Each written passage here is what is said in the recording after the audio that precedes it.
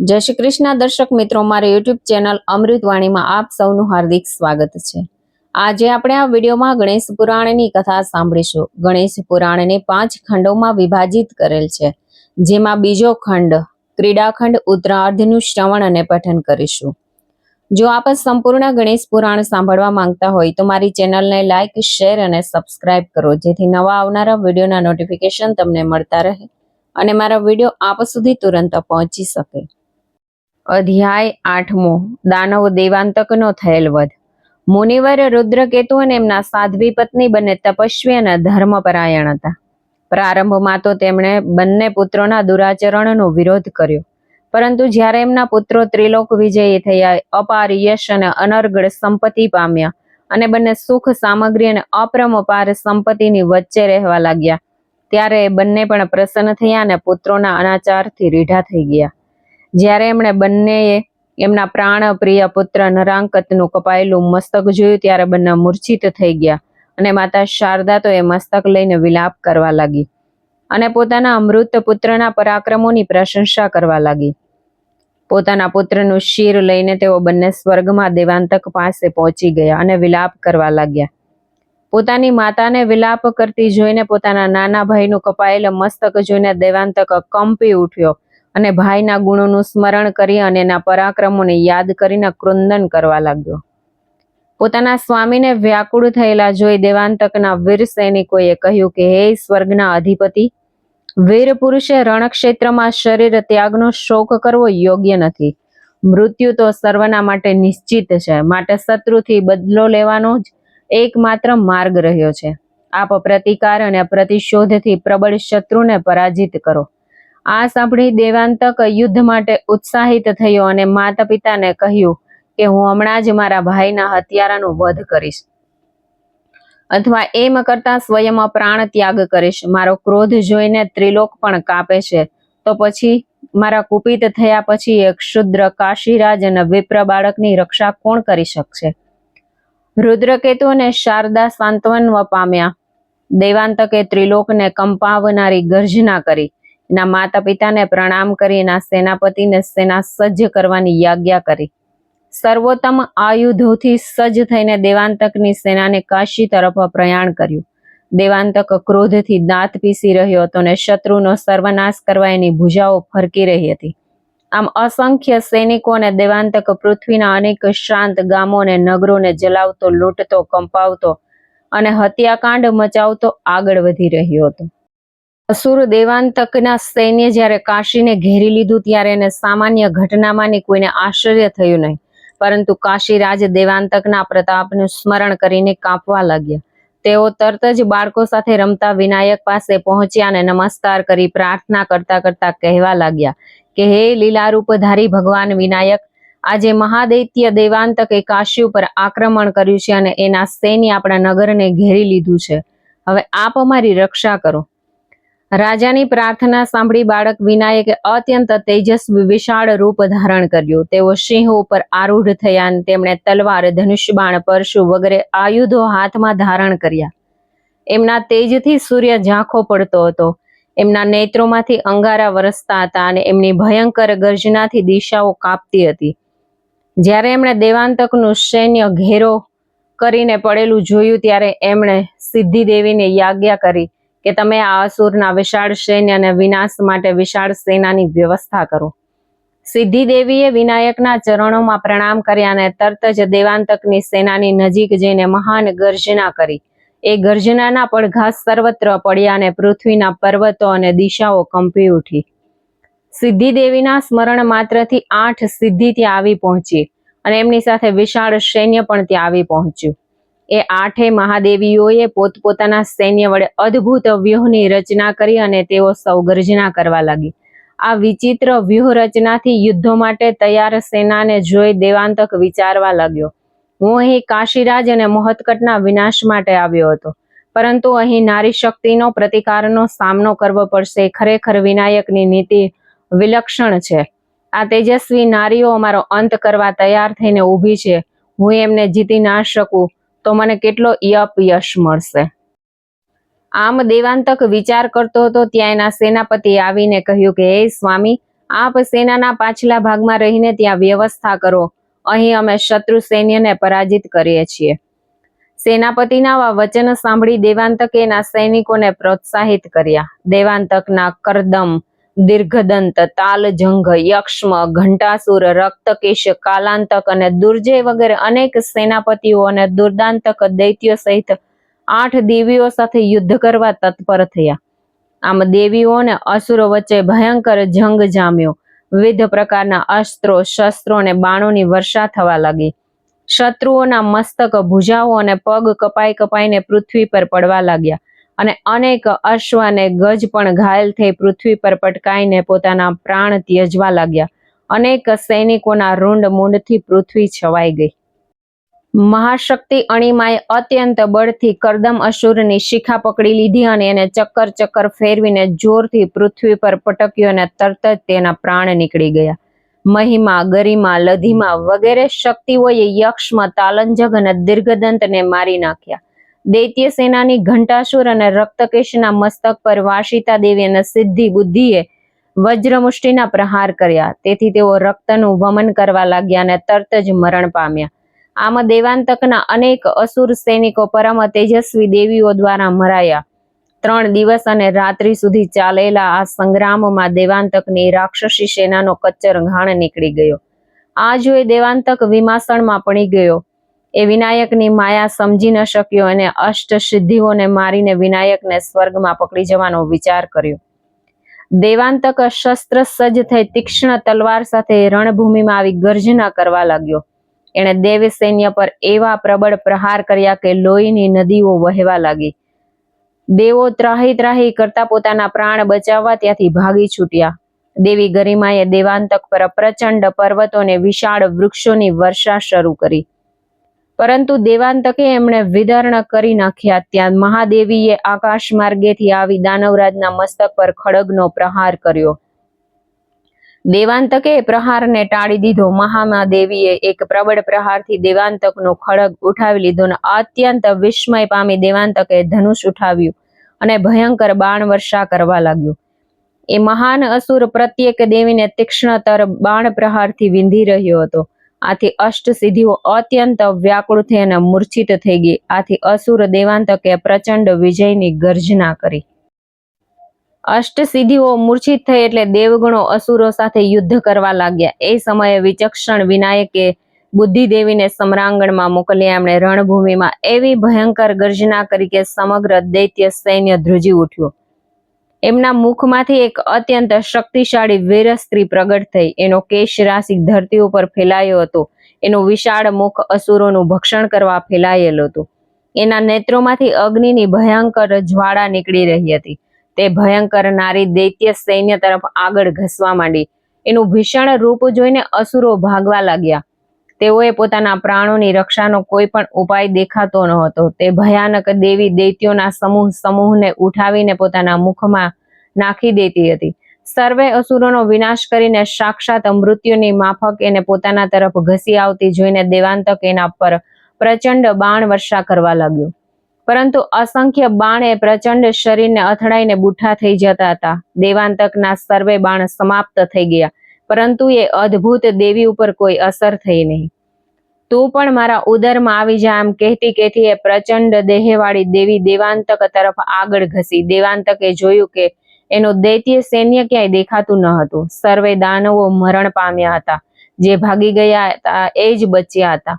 સાક્ષાત મૃત્યુ એના શિર ઉપર ઘૂમી રહ્યું હતું. સર્વથા નિરાશ, ઉદાસ અને નિસ્તેજ દેવાંતક પોતાના પ્રાણોની રક્ષા કરવા રણભૂમિમાંથી તત્કાળ ભાગી છૂટ્યો.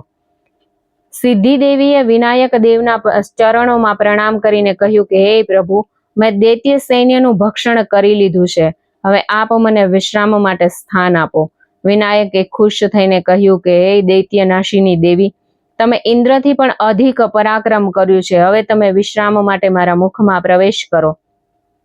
ભગવાન પ્રભુ વિનાયકની આજ્ઞા મળતા જ અત્યંત પ્રસન્ન થઈ રિદ્ધિ દેવી જેમ બાળક પોતાના માતાના ખોળામાં શાંતિથી સૂઈ જાય એમ સુખપૂર્વક વિશ્રામ કરવા વિનાયકના મુખ દ્વારા એમના ઉદરમાં સમાઈ ગઈ. દાનવ દેવાંતકે અઘોર મંત્રનું અનુષ્ઠાન કર્યું. દેવાંતક પરાજિત થઈ નિસ્તેજ અને મ્લાન મુખે પાછો ફર્યો. એની માતા શારદા અને રુદ્રકેતુ આથી ચિંતામાં પડ્યા. એના પિતા રુદ્રકેતુએ અત્યંત સ્નેહથી દેવાંતકને કહ્યું કે બેટા, આટલો ઉદાસ કેમ થઈ ગયો છે? સાચું કહે, શું થયું છે? તારા કલ્યાણ માટે હું સઘળા પ્રયત્ન કરીશ. પિતાના આવા મધુર વચનો સાંભળી અત્યંત લજ્જા પામેલા દેવાંતકે કહ્યું, પિતાજી, આપની આજ્ઞા અનુસાર વિશાળ અસુર સેના સાથે હું યુદ્ધ કરવા ગયો હતો, પરંતુ ત્યાં વિનાયક દ્વારા પ્રેરિત 8 દેવીઓ અને એમની શક્તિ સેના સહિત મારી સાથે યુદ્ધ કરવા આવી પહોંચી. મારા સૈનિકોએ અનેક દેવ દેવીઓને હણ્યા, પરંતુ એ અષ્ટદેવીઓએ મારા મુખ્ય સેનાપતિઓને મૃત્યુના મુખમાં ધકેલી દીધા. એ પછી એક ભીષણતમ કૃત્યા આવી પહોંચી. એણે મારા અસુર સૈન્યનું ભક્ષણ કરવાનો પ્રારંભ કર્યો. એ કૃત્યાને મારવા મેં અનેક પ્રયત્ન કર્યા, પરંતુ એના વજ્રમય શરીર સાથે મારા તીક્ષ્ણ બાણ અથડાઈને બુઠ્ઠા થઈ ગયા. મારી સંપૂર્ણ અસુર સેના નષ્ટ થઈ ગઈ. હું પણ રણક્ષેત્ર છોડીને ભાગ્યો ન હોત તો મારા પ્રાણ પણ નીકળી ગયા હોત. પિતાજી, અત્યારે મને કંઈ સૂઝતું નથી, મને કંઈ સમજ પડતી નથી કે મારે શું કરવું. રુદ્રકેતુએ દેવાંતકને સાંત્વના આપતા કહ્યું કે બેટા, તું ચિંતા કરીશ નહીં, હું તને વિજયનો અમોઘ ઉપાય બતાવું છું. હે પુત્ર, તું શબીજ અઘોર મંત્રનું અનુષ્ઠાન કર. ભગવાન શિવજીની આરાધના, પૂજા અને ધ્યાન કરી એ મંત્રનું વિધિસર અનુષ્ઠાન કરવું જોઈએ. અઘોર મંત્રના જપ કરી એ જપનો દશાંશ હોમ, હોમનો દશાંશ તર્પણ અને તર્પણના દશાંશ પ્રમાણે બ્રહ્મભોજન કરાવવું જોઈએ. ભગવાન શિવજીના પ્રસાદથી તે હવન કુંડમાંથી એક અશ્વ નીકળશે. એના પર તું આરોહણ કરી યુદ્ધમાં જઈશ એટલે તારો વિજય નક્કી છે. આથી દેવાંતકે અત્યંત ખુશ થઈ ગયો. એણે સ્નાન કરીને લાલ વસ્ત્રો ધારણ કર્યા અને ભગવાન શિવજીની લાલ પુષ્પોથી પૂજા કરી અને દીર્ઘકાળ સુધી જપ કરતા કરતા અનુષ્ઠાન કરવા લાગ્યો. એણે હવન કુંડમાં વિધિવત અગ્નિની સ્થાપના કરી. પછી આહુતિઓ અર્પી અગ્નિદેવને સંતુષ્ટ કર્યા. એ પછી બલિદાન અર્પી તામસિક વિધિઓથી અનુષ્ઠાન પરિપૂર્ણ કર્યું. અરુણોદય સમયે હવન કુંડમાંથી અત્યંત શક્તિશાળી શ્યામ અશ્વ નીકળ્યો. આ ચપળ અશ્વ ભયાનક હણહણાટી કરતો હતો. દેવાંતક અત્યંત પ્રસન્ન થયો. એણે આ અનુષ્ઠાનથી પ્રાપ્ત થયેલ અશ્વની પૂજા કરી અને વિવિધ અલંકાર અને આભૂષણોથી તેને સજાવ્યો. માત પિતાને વંદન કરી તે વેગવંત અશ્વ ઉપર આરૂઢ થયો. તેણે અસુર સૈનિકોને યુદ્ધ માટે તૈયાર થવાનો આદેશ આપ્યો. એનું સંપૂર્ણ અસુર સૈન્ય શસ્ત્ર સજ્જ થઈ રણભૂમિમાં જવા થનગની રહ્યું હતું. રણવાદ્યો વાગી રહ્યા હતા ત્યારે અશ્વારૂઢ દેવાંતક સાથેની બળવાન સેના રણભૂમિમાં જવા પ્રયાણ કરવા લાગી. વિનાયકને જ્યારે આ સમાચાર મળ્યા ત્યારે વિનાયકે દેવસેનાને કાશીરાજની સેનાને અસુરો પર આક્રમણ કરવાનો આદેશ આપ્યો. તેઓ સ્વયં સિંહ ઉપર આરૂઢ થયા. એમણે ધનુષ, બાણ, પાશ, પરશુ વગેરે અસ્ત્ર અને શસ્ત્ર ધારણ કર્યા અને દેવાંતક સામે રણભૂમિમાં જવા ઊભા થયા. વિનાયકે ભયંકર ગર્જના કરી. આ ગર્જના સાંભળતા જ દેવાંતક સહિત અસુર સૈનિકો કાંપી ઉઠ્યા. પોતાના પ્રબળ શસ્ત્રો વિનાયકને જોઈ દેવાંતક કહેવા લાગ્યો, અરે બાળક, તું અહીં રણ સમરાંગણમાં શા માટે આવ્યો છે? મારી દ્રષ્ટિ માત્રથી કાળ પણ ભયભીત થઈ જાય છે, તો તું અહીં શા માટે મરવા માટે દોડી આવ્યો છે? તારા આ કોમળ શરીરને તો હું કોળિયા માત્રમાં ભક્ષ કરી જઈશ. દાનવ દેવાંતકના આવા વચન સાંભળી વિનાયકે ક્રોધથી કહ્યું, અરે ઓ મૂઢ અસુર, તું આમ સનિપાતના રોગીઓની માફક વ્યર્થ શા માટે પ્રલાપ કરે છે? તું એક ચિનગારી મહાનગરનો વિનાશ કરવા માટે પૂરતી નથી. સમસ્ત જગતને પીડિત કરનાર અધમ અસુર, શું તું મને નથી જાણતો? તારા જીવનનો અંત હવે આવી ગયો છે. તારો વધ કરવા માટે જ મેં મનુષ્ય શરીર ધારણ કર્યું છે. વધુ શું કહેવું? હવે તો તું રણભૂમિમાં જ તું તારું પરાક્રમ પ્રગટ કર. આમ બોલી મહોત્કટ વિનાયકે પોતાના ધનુષ્યની પ્રત્યંચાનો ટંકાર કર્યો ને ભીષણ અવાજથી ત્રિભુવન કંપાયમાન થઈ ગયો. પછી વિનાયક ભયંકર બાણ વર્ષા કરવા લાગ્યા. દેવાંતકે પણ ભીષણ યુદ્ધ શરૂ કરી દીધું. વિનાયકના દિવ્ય અને પ્રબળ શાસ્ત્રોથી દેવાંતકની સેના નષ્ટ ભ્રષ્ટ થઈ ગઈ. આ જોઈ દેવાંતકે આસુરી માયાનો આશ્રય લીધો, પરંતુ એ પૃથ્વી પર કે આકાશમાં જ્યાં જ્યાં જે રૂપમાં જતો હતો તે રૂપમાં વિનાયક એના ઉપર પ્રચંડ પ્રહાર કરતા. છેવટે દેવાંતક ઘાયલ થઈ ગયો. દેવાધિદેવ વિનાયકના દિવ્ય અંગો પર પણ અરુણિમા જેવું રક્ત દેખાતું હતું. છેવટે દેવાંતકે મોહાસ્ત્રનો પ્રયોગ કર્યો. એના પ્રભાવથી દેવો, કાશીરાજના સૈનિકો અને વિનાયક રણ સંગ્રામમાં મોહ પામી નિંદ્રામય થઈ ગઈ. દેવાંતકે ભયાનક ગર્જના કરી એણે નિંદ્રિત દેવ સૈનિકો અને વિનાયકની ચારે બાજુ અસુર સૈનિકોનો પહેરો મૂકી દીધો. દાનવ દેવાંતકનું અભિચાર કર્મ. અઘોર મંત્રના અનુષ્ઠાનથી વિજય પ્રાપ્ત થતા પ્રોત્સાહિત થઈને અભિચાર કર્મ દ્વારા દેવાંતકે કૃત્યાને સાધ્ય કરવાના પ્રયોગનો પ્રારંભ કર્યો. એણે ચક્રની મધ્યમાં ભૂમિની શુદ્ધ ત્રિકોણ કુંડની રચના કરી, એમાં અગ્નિની વિધિ સહિત સ્થાપના કરી અને અભિચાર કર્મનો પ્રારંભ કર્યો. અગ્નિની સામે બેસી મંત્રોચ્ચાર સહિત તેને હોમ કરવા લાગ્યો. એક માસની 1000 આહુતિઓ આપી અને હવનની પૂર્ણાહુતિ કરી. ત્યાં તો અગ્નિકુંડમાંથી ભયંકર કૃત્યા પ્રગટી અને કહ્યું કે દેવાંતક, રક્ત માંસની તારી આહુતિઓથી હું તૃપ્ત થઈ છું. હવે તારે કોઈનાથી ભય પામવાનું કારણ નથી. દેવાંતકે કૃત્યાની પૂજા કરી અને પછી પોતે વસ્ત્ર અલંકાર ધારણ કરી કૃત્યાના ખોળામાં બેઠો. એટલે એને લઈને કૃત્યા આકાશમાં ઉડી. એટલે દેવાંતકે તેને કહેવા લાગ્યો, તમારી કૃપાથી હું આકાશમાં સંચાર કરું છું. હવે કશ્યપનો પુત્ર ભૂમિ પરથી મને શું કરી શકવાનો છે? આ સમયે કાશીરાજને દેવ સૈન્ય મોહાસ્ત્રનો પ્રભાવ નીચે આવી ગયું છે એની ખબર પડી. એટલે તેઓ વ્યાકુળ થઈ જેમ તેમ વિનાયક પાસે પહોંચ્યા અને વિનાયકને સચેત કરતા કરતા કહેવા લાગ્યા, હે દેવાધિદેવ, આપ અસુરના મોહાસ્ત્રના પ્રભાવમાં કેમ આવ્યા છો? દૈત્ય રાજ દેવાંતક અભિચાર કર્મ કરી રહ્યો છે. હવે એ સઘળા દેવ સૈન્યનો વધ કરશે, એટલે આપ સાવધાન થઈ સૌનું રક્ષણ કરો. કાશીરાજના આ વચન સાંભળીને વિનાયક સાવધાન થઈ ગયા. એમણે અસુરની માયા સમજાઈ ગઈ અને પોતાના 2 દિવ્ય બાણ તૈયાર કર્યા અને ઘંટાસ્ત્ર અને ખગાસ્ત્રથી અભિમંત્રિત કરીને પોતાના ધનુષ ઉપર સંધાન કર્યા. પછી પ્રત્યંચાને કાન સુધી ખેંચીને બંને બાણોને આકાશમાં છોડ્યા. એ બાણો મેઘ ગર્જના કરતા કરતા આકાશમાં વ્યાપી ગયા. ઘંટાસ્ત્રના પ્રયોગથી સર્વત્ર ભયાનક ઘંટનાદ થવા લાગ્યા અને દેવ સૈનિકોને મોહનિંદ્રા નષ્ટ થઈને સચેત થઈ તેઓ અસુર સૈનિકો સાથે યુદ્ધ કરવા લાગ્યા. ખગાશસ્ત્રથી આકાશમાં અસંખ્ય મહાકાય પક્ષી ઉત્પન્ન થયા. એમને વિશાળ પાંખોથી સર્વત્ર અંધકાર વ્યાપી ગયો. એમણે અસુર દેવાંતકના ગંધર્વાસ્ત્રને નષ્ટ કરી દીધું અને અસુર સૈનિકોને પકડી પકડીને ખાવા લાગ્યા. માયાવી દેવાંતકે પોતાની માયાથી વિનાયક જનનીની માતા અદિતિની રચના કરી. અસુરો એને રણભૂમિમાં ખેંચી લાવ્યા. અત્યંત વિલાપ કરી રહી હતી અને પ્રતિક્ષણ અસુરો એને અપમાનિત કરી રહ્યા હતા. આ જોઈ વિનાયક અધિક અશાંત, વિકલ અને વિહવળ થઈ ગયા. એ જ સમયે આકાશવાણી થઈ કે દેવાધિદેવ, આ દુષ્ટ બુદ્ધિ અસુરોની માયાજાળ છે. આ અપમાનિત અદિતિ સાચી અદિતિ નથી. તમારા માતા સાચા અદિતિ તો આશ્રમમાં સુખરૂપ છે. આપ સાવધાન થઈ અસુરોનો સંહાર કરવામાં તત્પર રહો. આકાશવાણી સાંભળી નિશ્ચિંત થઈ વિનાયક યુદ્ધ કરવા લાગ્યા. ભીષણ યુદ્ધ થયું, પરંતુ અસુરો વિચલિત થયા નહીં. ત્યાં વિનાયકે યોગ માયાનો આશ્રય લઈ પોતાના અનેક રૂપ ધારણ કર્યા. દેવાંતક જ્યાં જુએ ત્યાં એને વિનાયક દેખાવા લાગ્યા. પોતાના પ્રચંડ અશ્રોથી સંહાર કરવા સજ્જ થયેલા ક્રોધિત મૂળ વિનાયક સર્વત્ર દેખાવા માંડ્યા.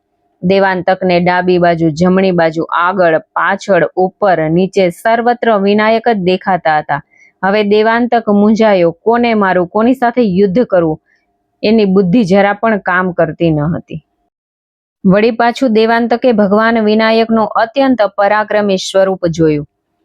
દેવ દેવેશ વિનાયક સર્વોત્તમ વસ્ત્રો, ઉત્તમોત્તમ અલંકારોથી સુશોભિત હતા. એમના મસ્તક પર અદ્ભુત અને અલૌકિક મુગટ શોભી રહ્યો હતો અને એમના બંને કાનમાં તેજસ્વી કુંડળ શોભી રહ્યા હતા. એમના નેત્રોમાંથી અગ્નિ વર્ષા થઈ રહી હતી અને એમની દંત પંક્તિઓમાંથી વિદ્યુતુલા ચમકી રહી હતી.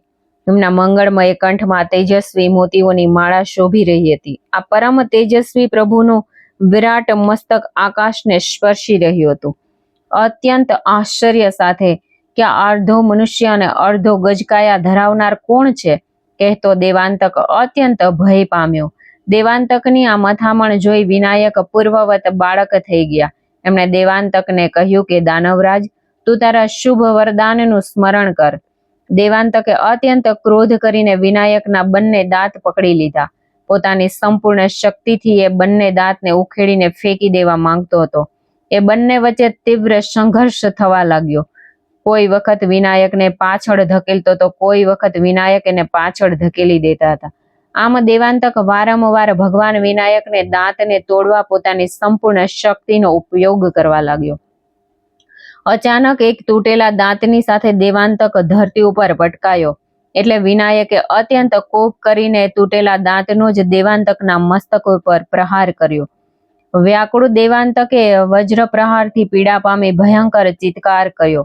એના આ ચિત્કારથી પૃથ્વી, આકાશ, પાતાળ અને 10 દિશાઓ કાંપવા લાગી. પરંતુ એ જ ક્ષણે દેવતા, ઋષિ અને મનુષ્ય જાતિના ઉત્પીડક દેવાંતકનું મસ્તક તૂટીને 100 ખંડમાં વિભાજિત થઈ ગયું. દેવાંતક પૃથ્વી ઉપર ફસડાયો અને એના શરીરમાંથી એક જ્યોતિ નીકળી અને સર્વે દેવતાઓને દેખતા જ ભગવાન વિનાયકના સ્વરૂપમાં વિલીન થઈ ગઈ. દાનવ દેવાંતકનું મૃત્યુ જોઈ બાકી રહેલું અસુર સૈન્ય અહીં તહીં ભાગી છૂટ્યું. દેવોના દુંદુભી વાગવા લાગ્યા. અંતરિક્ષમાંથી સુગંધિત પુષ્પોની વર્ષા થવા લાગી. ધરતી ઉપર કાશીરાજના મંગળ વાદ્યો વાગવા માંડ્યા. સર્વે દિશાઓ નિર્મળ થઈ ગઈ. સુખદ વાયુ મંદ મંદ વાવા લાગ્યો. અગ્નિનું તેજ આનંદમય થઈ ગયું. સરિતાઓ મંદ મંદ પ્રવાહથી અનુકૂળ માર્ગમાં વહેવા લાગી. ઇન્દ્રાદિ દેવતાઓએ તથા ઋષિમુનિએ ભગવાન વિનાયકની પૂજા કરીને સ્તુતિ કરતા કરતા કહેવા માંડ્યું કે હે દેવ દેવેશ વિનાયક, હે પ્રભુ, આપે અમને અસુર દેવાંતકના બંધનોમાંથી મુક્ત કર્યા છે. આપ દેવ કાર્ય માટે ઉપેન્દ્ર વિષ્ણુની પેઠે કામ કર્યું છે, એટલે આપ ત્રિલોકમાં ઉપેન્દ્ર તરીકે પ્રસિદ્ધ થશો. હવે અમે સૌ દેવો નિર્ભય થઈને પોતપોતાના અધિકારો ભોગવી શકશું અને ઘરે ઘરે પુનઃ સ્વાહા, સ્વધા અને વષ્ટકારથી ગુંજી ઉઠશે. આમ સ્તુતિ કરી દેવોએ ભગવાન વિનાયકની પ્રદક્ષિણા કરી, એમના ચરણોમાં પ્રણામ કર્યા. પછી એમની યાજ્ઞા લઈને સૌએ સ્વસ્થાને પ્રયાણ કર્યો. ઋષિકેશ નામના પ્રસિદ્ધ મુનિ ભગવાનના ચરણોમાં પ્રણામ કરીને પોતાના આશ્રમમાં જતા રહ્યા.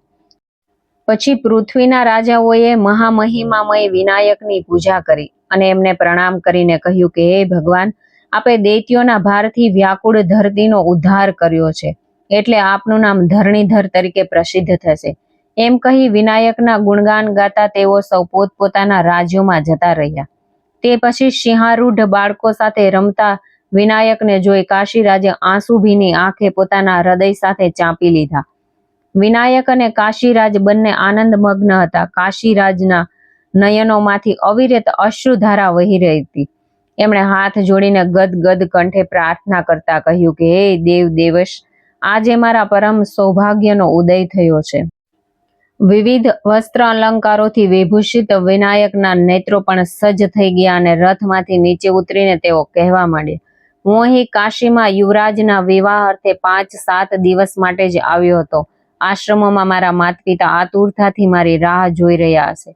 અહીં રહીને હું આપનો આપ્તજન બની ગયો છું. આપની સ્મૃતિ મારા હૃદયમાં સદાય રહેશે. મેં આપના કોઈ અપરાધ કર્યો હોય તો આપ મને પોતાનો સમજીને ક્ષમા કરી દેશો. કાશી નગરજનો જન સમુદાય શાંત ઊભો હતો. વિનાયકનો એક એક શબ્દ એના તન, મન અને પ્રાણમાં જ નહીં, રોમ રોમોમાં વ્યાપી રહ્યો હતો. એમના નેત્રોમાંથી આંસુની ધારા વહેતી હતી. આનંદ સ્વરૂપ અંતર્યામી વિનાયકે કહ્યું, જો મારી સ્મૃતિથી આપના ચિત્તમાં સંતોષ ન હોય તો આપ સૌ ઘરે ઘરે મારી માટીની પ્રતિમા પ્રસ્થાપિત કરી એની પૂજા કરજો.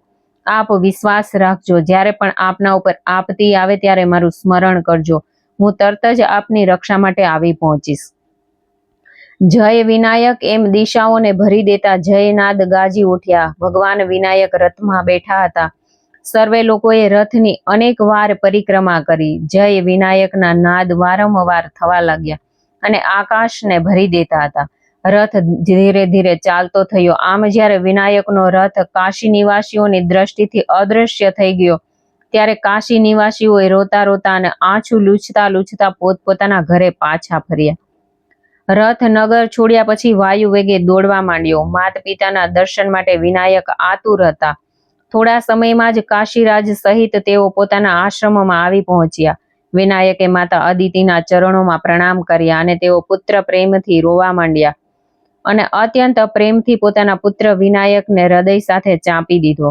પછી વિનાયકે દોડીને તેના પિતા મહર્ષિ કશ્યપના ચરણોમાં પડ્યા.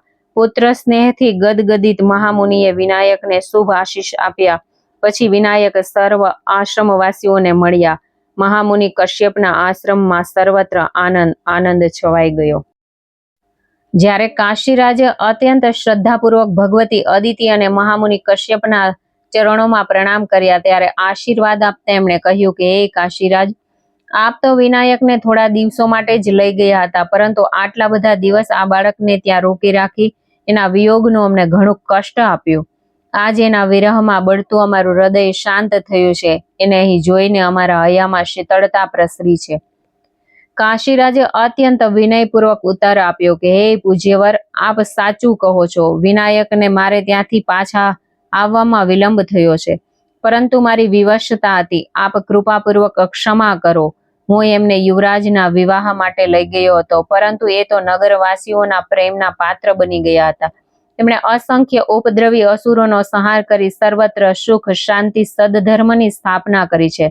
એમના પરાક્રમથી દેવો પ્રસન્ન થયા છે અને વિનાયકની કીર્તિ ત્રિભુવનમાં પ્રસરી છે.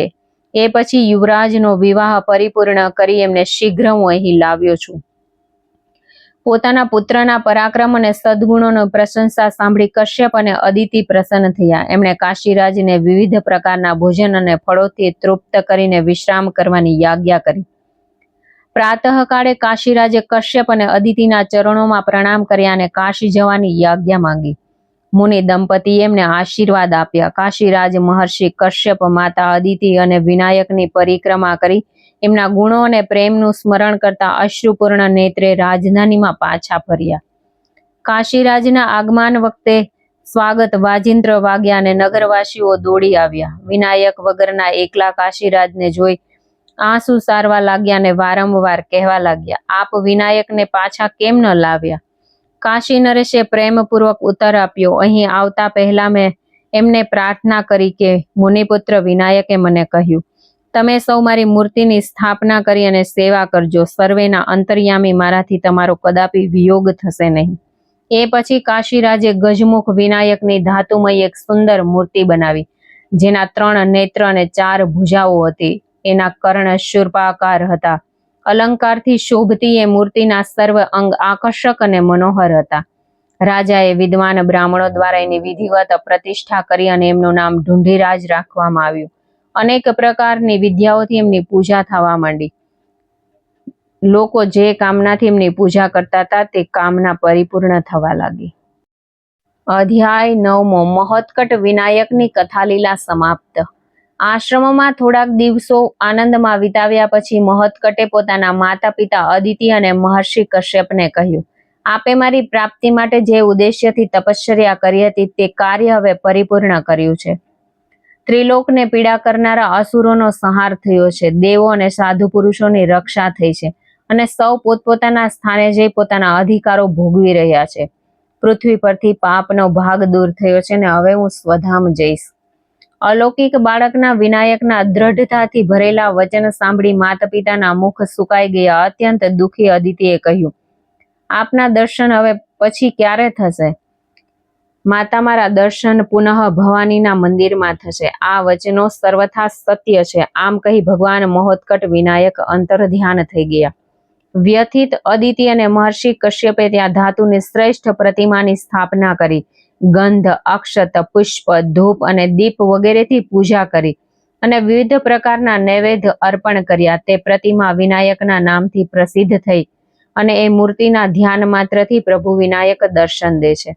સમસ્ત સિદ્ધિઓ પ્રદાન કરનારું અને શ્રવણથી ધન, યશ અને આયુષ્યની પ્રાપ્તિ થાય છે.